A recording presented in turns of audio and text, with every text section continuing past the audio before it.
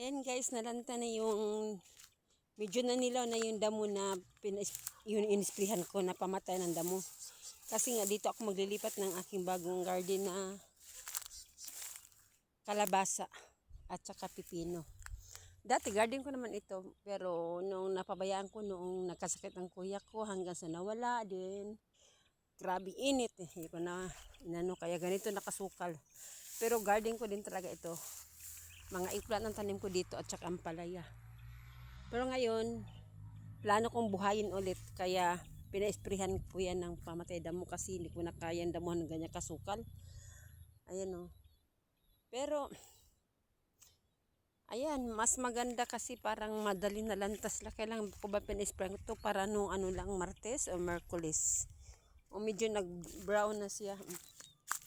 Ayan, nag-brown na siya mga guys. Ay ano, hanggang doon kasi magtatanim ako dito ng kalabasa, naisip ko. Tapos kanina umaga nagbigay ako ng fertilizer sa aking mga eggplant. At tingnan nyo naman guys ang aking eggplant to. Yan pala is sakit nga. Yan o, yung ganyan nagkaganyan ang kulay. Sakit. Ang dami lang ganyan. Hinayang ako ba kaya pina-sprayhan ko na ng pang anti-insecticide. Tapos nung natapos na sprayhan, ganyan na nangyari. Ayun o, medyo nalanta sila. Yung iba nalanta. Sabi ko na sayang. Kaya hindi ko na binigyan ng fertilizer kanina, yun nalanta. Yung okra ko, okay naman, okay ang tubo. Ayun. Ayun o. Okay, so ito na yung aking ulam ngayong hapon. Sardinas ang katapat nito.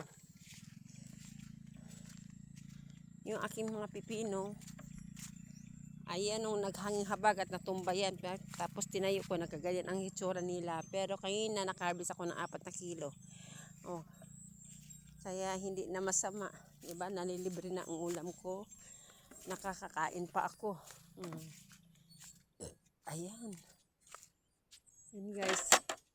Ito talagang nalulungkot ako sa matanim kong itong ganito ba.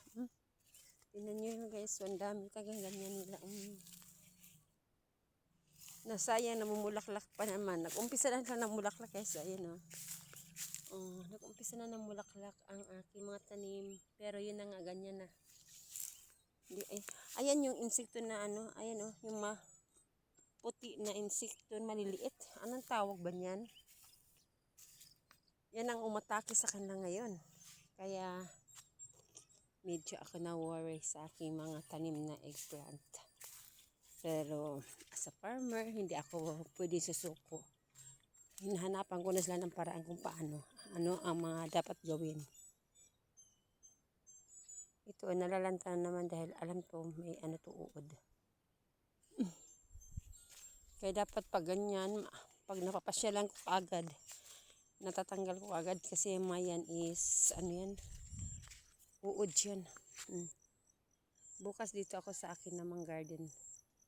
Ayan o, thank you guys. Magandang hapon.